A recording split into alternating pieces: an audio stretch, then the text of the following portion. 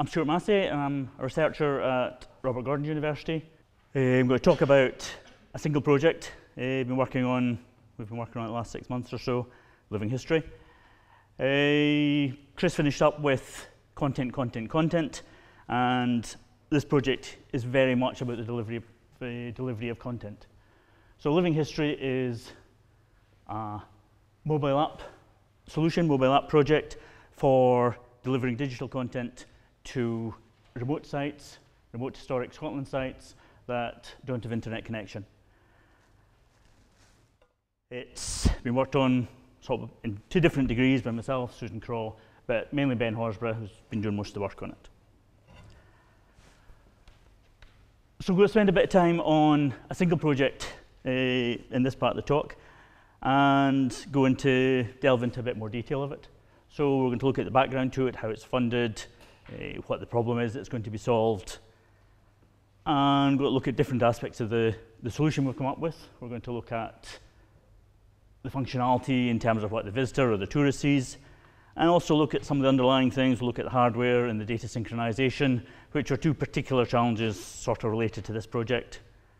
Sort of finish up from there, looking at where the project is now. It's still an ongoing project, so we're not finished with it. And then look at maybe some future opportunities and look at what the kind of work we're doing in this project, what other areas it would fit into, and where else it could be either improved or where else it would apply to. So a bit of background to the project. We heard about smart tourism earlier on. This is a smart tourism project. So smart tourism, we'll give it another plug at this stage, is it's self-funded by the Scottish Funding Council. Its aim is to deliver technology solutions to enhance the Scottish tourism sector, and as part of that project it funds a whole range of short projects. So short projects in their term be about 6-month university type work, applied research, technology transfer type project. And they look at projects as being a 3-way collaboration, so there's 3 partners involved. They talk about a problem holder. So a problem holder would be an organisation from industry, from tourism sector, who has some problem, some challenge they'd like to solve. An SME, a small company, and they're looking at the role of the small company being to commercialise the technology that's being developed at the end of the project. And an academic side, one of the universities, who are transferring some technology from the research side to heading towards a more applied application. So this particular project had the 3-way collaboration here was Historic Scotland being the problem holder, and Historic Scotland have over 300 historic sites, and I guess we'll get into problem later. Ambisonce is a spin-out company, university company, been around for many years, but it specialise in augmenting physical places and objects with digital content, digital technology. So the project we're working on here fits very much with their objectives. And Robert Gordon's University and the work that we're doing in recommendation, personalisation, and that kind of area. So the motivation for the work, or what the problem was we're trying to solve, I guess. Historic Scotland were wanting to improve the experience that visitors have when they visit tourist sites, historic sites. And one of the ways they sought to do that was to be able to supply relevant information at the level that they would like, at the place they would like, and attached to particular objects on the site. So at the moment the solution tends to be an information board. Certainly the unmanned sites tends to be an information board at the entrance, and as you move around the site from there, there's very little information. So the idea here was to improve the delivery of information and to make that in a digital fashion on mobile devices. However, there's many challenges there. Many of the sites are located in rural locations. They lack 3G networks, so there's no internet available, and even if there is connectivity, many of the visitors to the historic sites are out with the UK, and data roaming costs are certainly an issue there. So of Historic Scotland's 330 sites, but 270 are unstaffed. I don't have the numbers, but many of those have no connectivity. But given that they're rural, they still have significant visitor numbers. So I picked up a couple of examples. Callan Standing Stones in Lewis, so it is a staffed site, has upwards of 50,000 visitors a year. Moosabroch in Orkneys, unmanned, but estimated over 6,000 visitors a year. So overall, we're talking well into the millions of visitors visiting historic Scotland sites. And in truth, they don't really know how many people visit. They don't have that information. And also, they may have it in the staff sites. Certainly the unstaffed sites, they don't really have that information. So the objectives for the project were primarily to improve delivery of information at the remote sites. It was to provide the information at specific objects in specific places. It was also to allow visitors to interact with the information and to do that in different ways, to interact in the way maybe as a virtual visitors book, to be able to ask questions, to be able to make suggestions. We get many expert visitors, so also to be able to augment content or suggest new content, give new narrative about the site, so to be able to capture that. And the final objective was to try and ease the maintenance associated with both directions, Historic Scotland adding content to the site, in that from a practical point of view, they don't want to, if they change the information, go and visit 330 sites individually to update the information. And also to be able to capture the commentary that the visitors are leaving on the site to make that available to both Historic Scotland, but also to people more generally, to advertise and promote the experiences people are having visiting. So we're going to look at the solution we've come up with. I'll look at it sort of broadly in a diagram first and then go into some of the different bits of it in a bit more detail. So the solution is primarily a mobile app.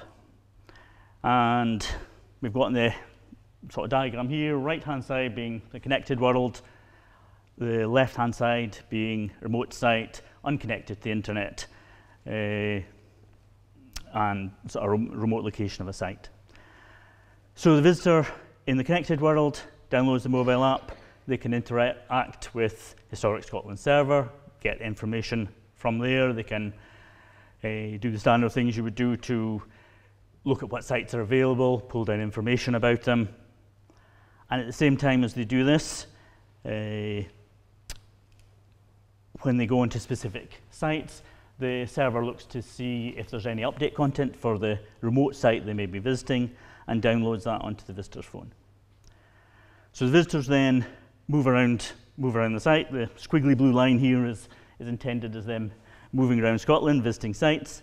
So they arrive, in this case we've got Alice as our visitor, arriving at Moosabroch as a remote, unconnected site.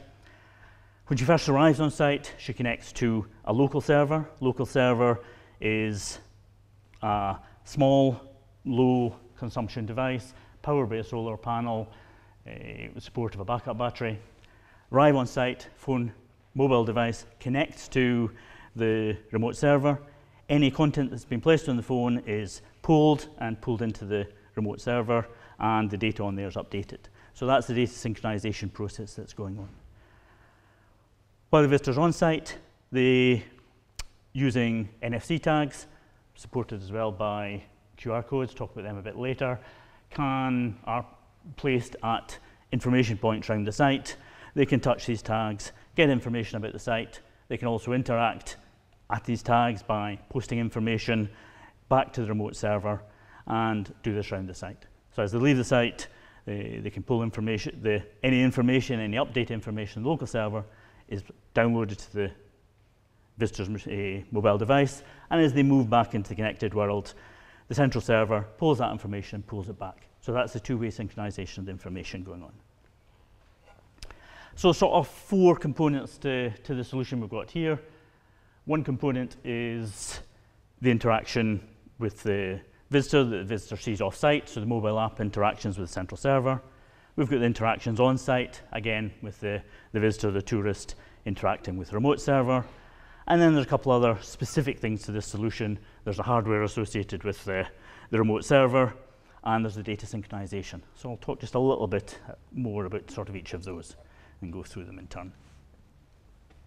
So the first, probably most straightforward aspect of the project is the offsite functionality. So here are the visitors talking to the central server, Historic Scotland's machine, and can interact with that. When they're offsite, they again get location-based recommendations, so their current location can be pulled from the mobile device, either by GPS or from the 3G signal. It can identify sites that are near them. It can also capture a user model in that there's a log-on, preferences, history associated with the user. So there's a user model being captured and built up that can contribute to the recommendations that are being made. And so the visitor can get recommendations of sites that balance both location and the relevance to them, the things they're interested in. So we'll look at it in terms of just some typical offsite screens that you'd see on the mobile device, sort of moving from the left across to the right.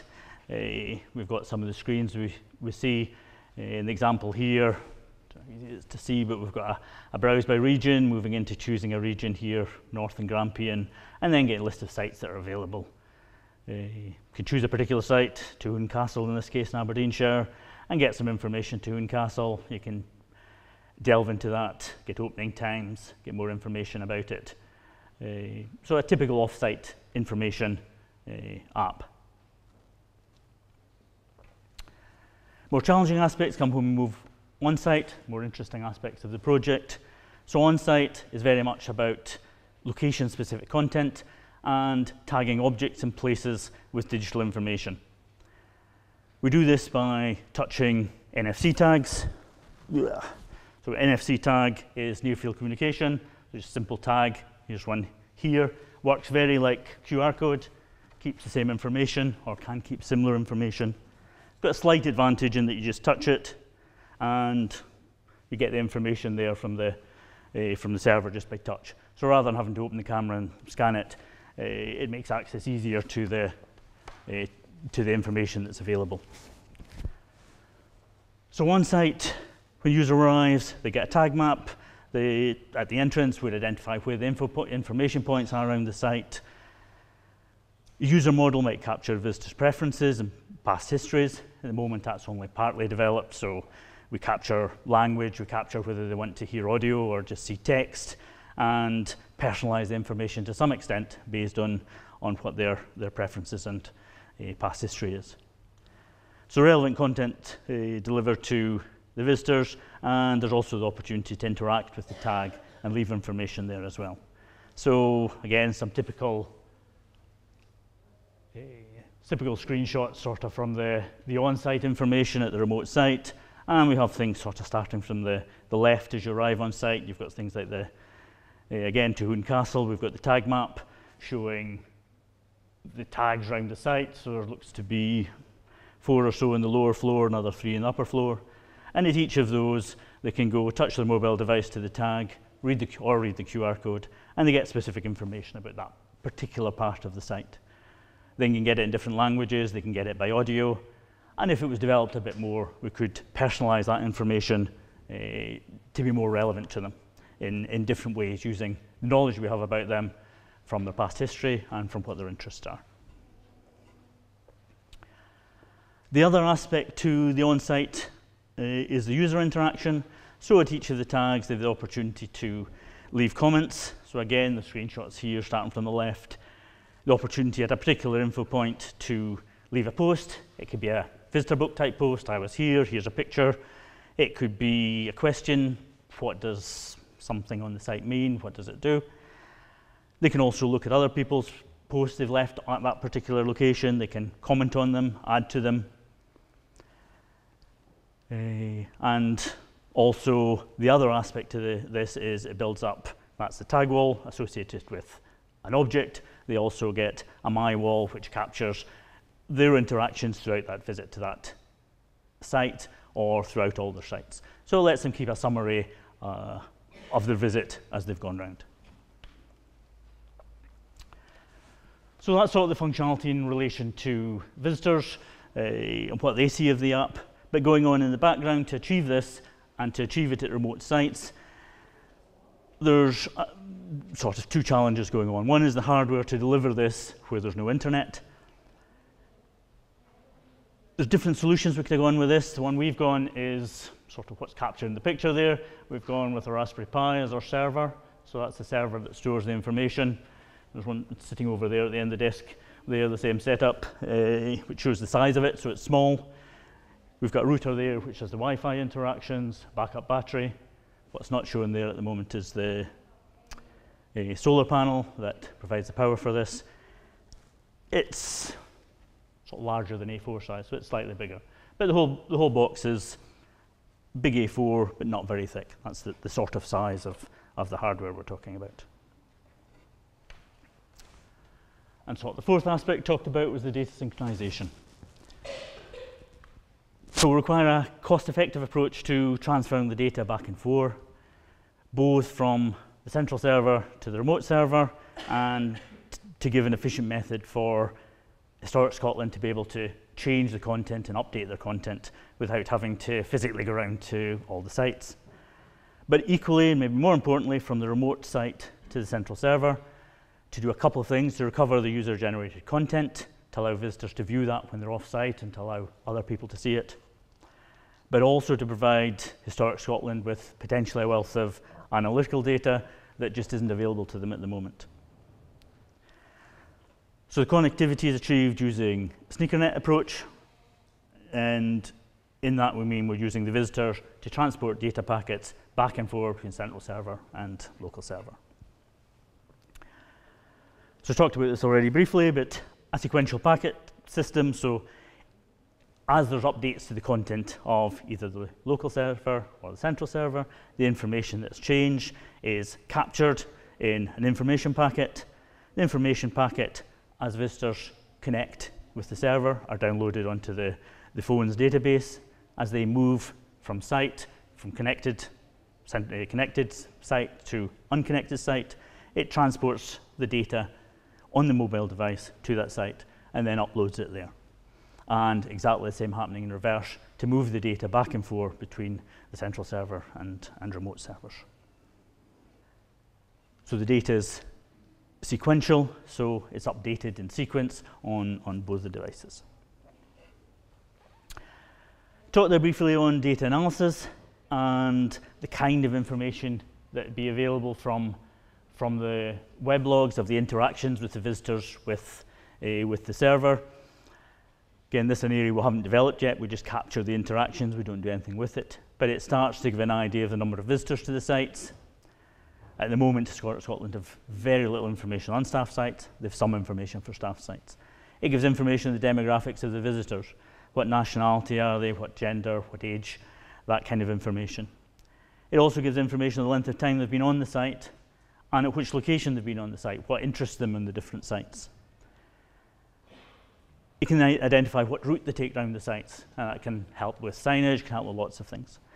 Also get information on the time they've spent looking at the different content, so what interests them, to identify what areas of content should be developed, whether official content or unofficial content. Also get information on other sites they've visited, the route they've taken around sites, and that gives potential to say, well, if a visitor visits site A, how likely are they to go to site B, and to start building up recommendations associated with personalized recommendations about what a visitor might do, and to be able to start marketing to them in sort of more specific marketing towards people. That's a brief summary of the project. Where we are now, we've developed a functioning app. It delivers location-specific content. We can capture user interactions. We've developed a mechanism for synchronizing data between the two. Those have all been developed and tested in-house. We're still developing the final package for sitting outside in this remote site that's going to survive the Scottish weather. And looking forward, we're planning a trial with Historic Scotland, either late spring, early summer, on a live site. Looking in terms of what opportunities there would be to do more. Certainly the recommendation personalization is a big area that we can improve. Up till now, we've just really been capturing the information or starting to capture the information. There's loads of potential in developing it and expanding on that. And similarly with the data analytics, business intelligence type information, we're just capturing the data at the moment. We're not doing anything with it. So there's potential in both those areas to do stuff. So just to finish up, in other opportunities for this sort of technologies, sort of three aspects, I think, to interesting aspects of what we're doing. One is tagging objects with data and making that easily available. Another one is the potential for personalization, so that what someone sees, two people touch the same tag, they see different information, they see what's relevant to them. And the third area, particularly this one, is the remote unconnected site and the local server. So those are three sort of areas that could fit into areas for development or areas that were interesting about the project. RGU's engineering and computing moved to a new building in the summer. We're trialing NFC tags on that building, both connected and outside the building, unconnected, solar powered, and looking at delivering things like maps as to where you are in the building, to deliver timetabling, which can be personalized. This is your timetable when you connect to it. Also looking at providing information on events, so introducing time as an aspect into what we're delivering as well, and also for social aspects. A whole range of other areas I think it could be used, both outdoor unconnected, but also indoor and connected in relation to the delivering information and the personalization aspect. Okay, I think that's all I've got to say, so thank you.